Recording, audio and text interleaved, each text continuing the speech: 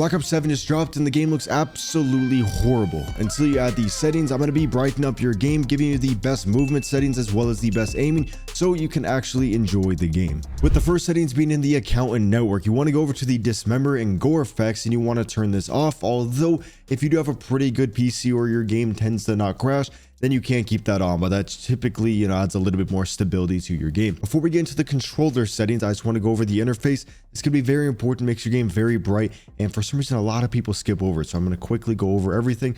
On here, global doesn't really matter. We're going to go over to the readability. Again, doesn't really matter unless you're blind, but you want to go down to the color customization.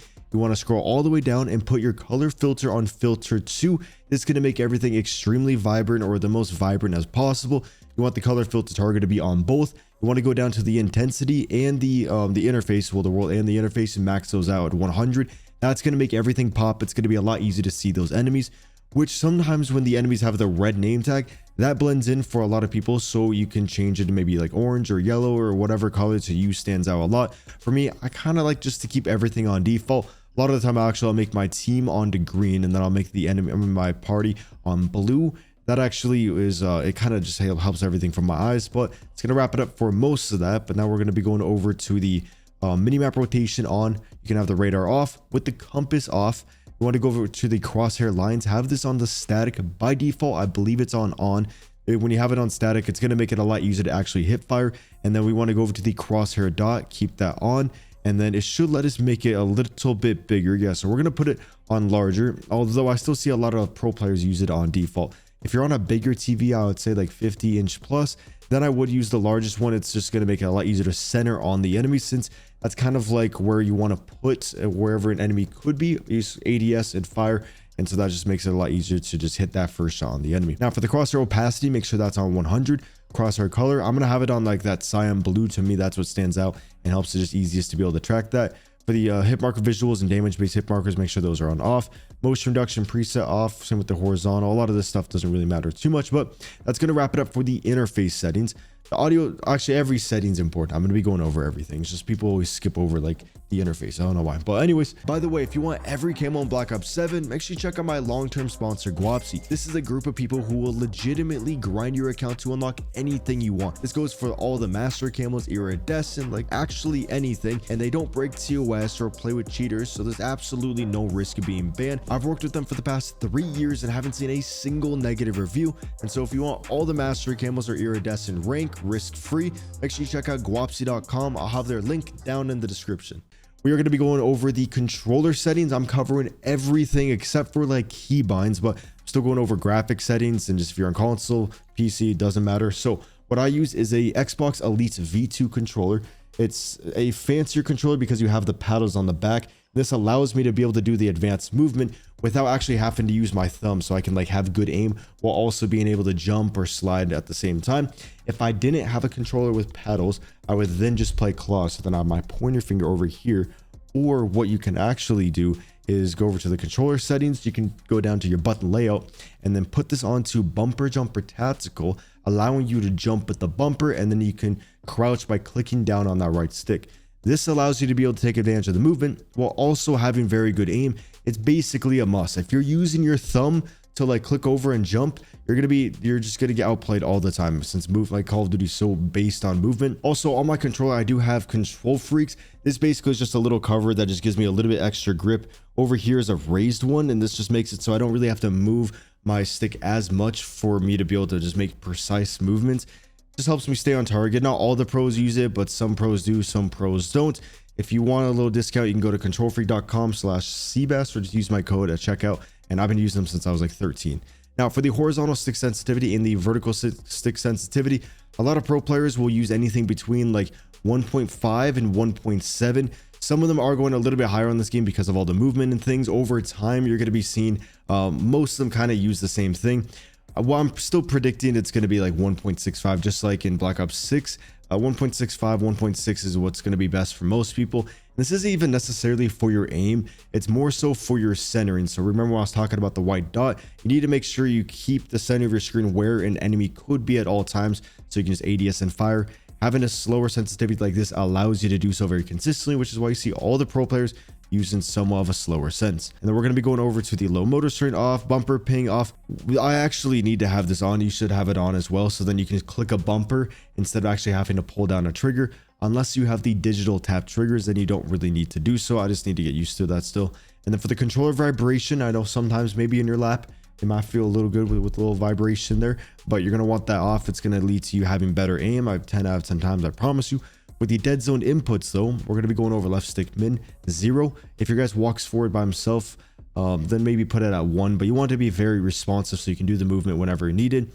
This is going to be also very important. A lot of people don't realize that. So if you have this at 65, that means to get to max movement speed, all you got to do is move this from the center to 65% to get to max movement speed. So if you have it at 100, you got to move it all the way to get there. So then you would think maybe you just lower it all the way, but then it gets to where you can't really make those fine adjustments. And so keep it between like 45 and 75. Personal preference, I think most of you guys are going to like 65. For the right stick min, I have mine on 3. I have a brand new controller. If I have a lot of stick drift, I'll have it at like 5.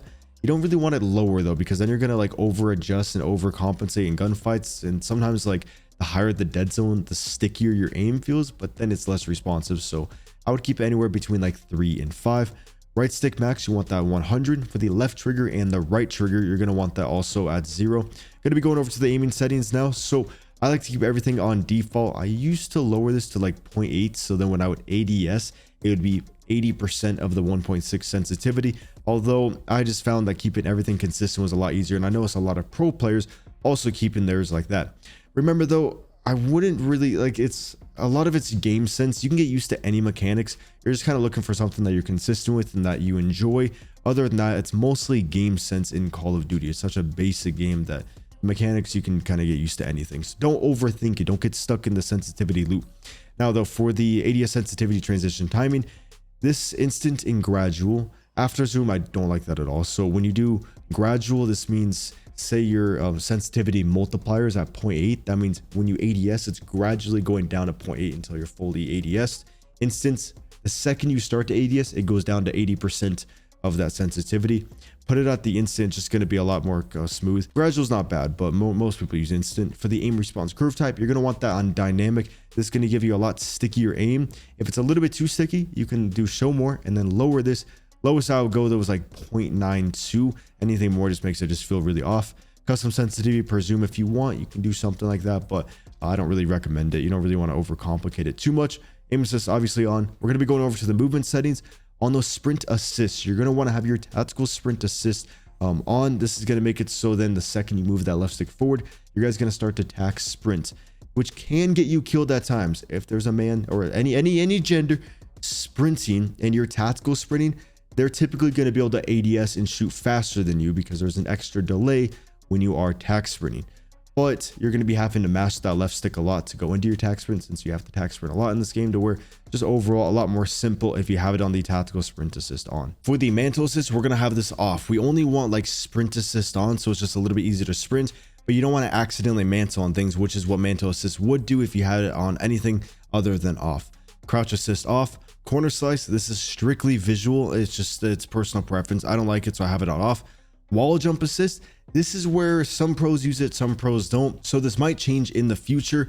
What I'm kind of bouncing between is sideways only and off. So if you have it on sideways only, you're going to notice that you're kind of like a peggle ball just bouncing, or like a ping pong ball bouncing off everything, but you can kind of take advantage of it a little bit easier, and just actually you can do some crazy plays when you have it on sideways only, but you'll accidentally jump a lot, and so sometimes it's annoying. And so I have it on off, but I would just, try them both and use the one that you personally like.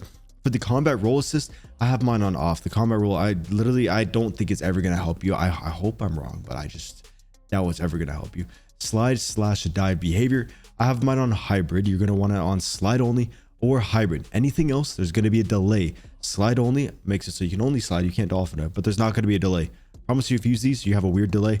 Hybrid makes it so you can, if you tap, you can slide, but if you tap and hold the right stick, then you will dolphin dive. So you have to do a little combo in there. Dolphin diving is helpful to get out of a gunfight, sometimes to get into one. If you dolphin dive onto like a ledge, you can bounce off the ledge and then you're good to go. Automatic airborne mantle off, sprint restore on. Same with that slide, maintain sprint, very important. You want those both on. Parachute automatic behavior off, wingsuit activation manual. Wall jump activation, I have mine on press. slash die, a combat tap to slide, combat roll, camera, third person, movement, advanced settings. We're going to go all the way down over to the tactical sprint assist or activation. I don't know what I'm saying. Have it on the single tap sprint.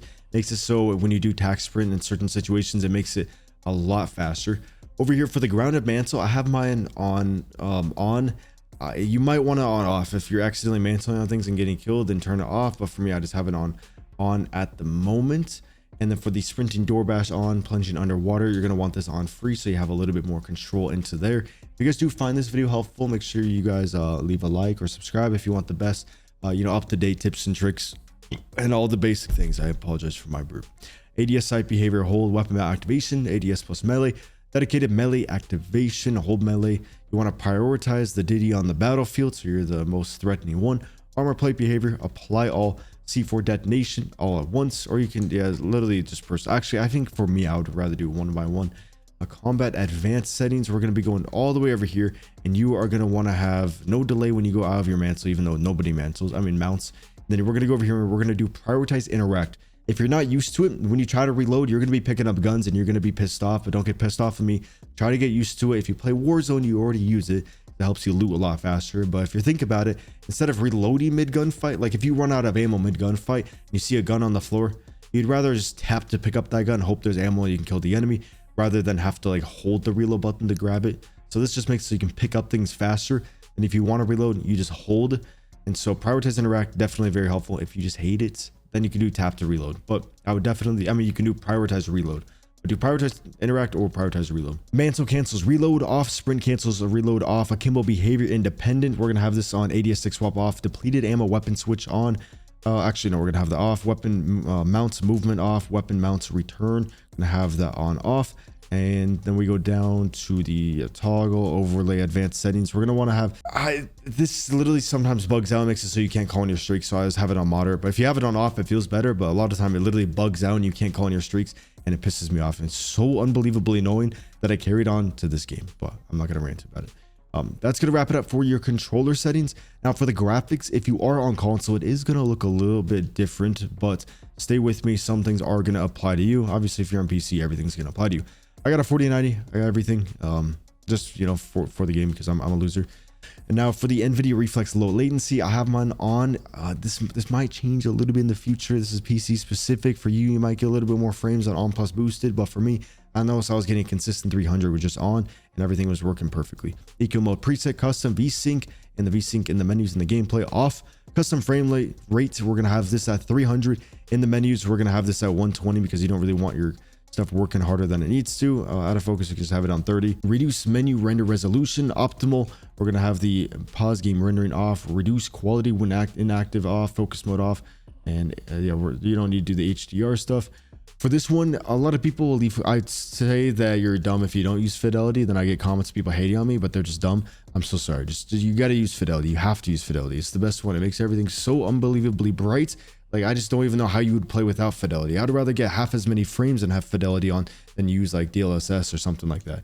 And a lot of time those players are like gold 3 max, respectfully. But for the fidelity, the higher you go, the more vibrant things are going to look. You can adjust. I've seen some really good players have it at like 50, 60, but I think most of you guys are going to like the 100.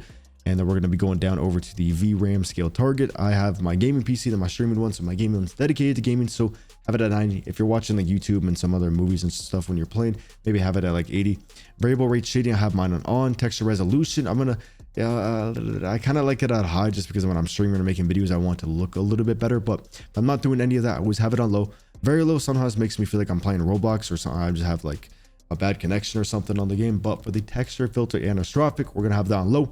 Depth of field, low. Detail quality, low. Particle resolution, very low. Bullet impacts, I'm going to have that on just when I'm doing recoil patterns for like class tips and things. I need that on, but you have more frames with it off. Persistent effects off. Shader quality, low. On-demand texture streaming, I'm going to have mine on optimized, 32. Download limits off. Local texture streaming quality, low. In-game video quality, I'm going to have mine on low. And then shadow quality, very low. Screen space shadows, I'm going to have mine on high. Typically makes your camos look a little bit better if you have that on there. Screen space lighting off. Screen space reflections, same thing with the space shadows. It makes your camos look a little bit better. And then we're going to do static reflection quality, low. Terrain quality, very low. Volumetric, low. Deferred physics off. Weather grid volumes off. Water quality on the off. Now you're going to be basically having a game that looks worse, but also a lot more frames. Everything's going to be more consistent, and you can just focus on what actually really matters on the map. For the field of view, so Warzone, you can get away with 120. My nose running. 120 FOV is super important on Warzone because the maps are big. Now you're playing multiplayer. The maps are tiny. You don't really need to see that much of the map because you already see it directly in front of you. And the higher the FOV, the smaller the enemies are going to be. But the game is a little bit more fun. Looks like you're running around faster. So a lot of the time, if I'm not playing ranked play, if I'm just playing pubs, I'll have it at like 115, 120 for fun. But if I'm literally trying to do the best, I'm going to have it at 105. So I'm going to have it on 105 till I get very used to the game. And the lowest I would go is like 95. I see a lot of pros like on Optic. Majority of them use 97, 98s. Merc, I think he uses like 105. And then so it shows that lower FOV is typically better. World motion blur and weapon motion blur off. Vehicle field of view, no one drives, and they're just wide. And then everything wide, absolutely wide affected. We're gonna go all the way down over to inverted the flashbang. If you want your stuff to turn black, it will go black when you get flashbang, but I just keep it on that white stuff. And that's gonna wrap it up for the graphic settings. Now for the audio ones. So pay to win, I'm not telling you to buy, but if you want to do a little bit better, you want to hear a little bit better, I'll definitely pay for the optimization thing. This is my main account, so I'm not going to pay for it, but on my other one I will, just because I'm a loser. Enhanced headphone mode, we're going to have that on, and then defaults, a little bit personal preference, you know, all your own stuff. Sucker punch for this one, or you can do the headphones bass boost. I like the sucker punch, makes it a little sucker and a little punch in there. Bro, I'm gonna actually lose it if I keep feeling this little hair on my nose. Asymmetrical hearing compensation, I haven't tested that out too much, but I was playing, like, it feels good. If everything sounds good and feels good, I was doing a little testing. Frequency intensities, this is going to be the same for the left and the right channel. It looks a little bit crazy. If you don't notice the difference, don't make yourself tweak and just keep it on the regular. It's not going to matter that much, but this is what in Black Ops 6, and I've noticed in this game too a little bit, makes the footsteps sound so much better. You can hear a lot of people. And so for the 250, you're going to have it on 50, 500, 50, 1K 10, 2K 5, and then from there down, everything at -5. You're going to keep that the same for the left channel and the right channel. Extremely important. You want to use those things. Makes everything sound better. But if you don't notice the difference, then I would just keep it at 0 so you don't tweak. It's kind of like the sensitivity. Don't start tweaking over audio settings. You're probably just not that good at the game.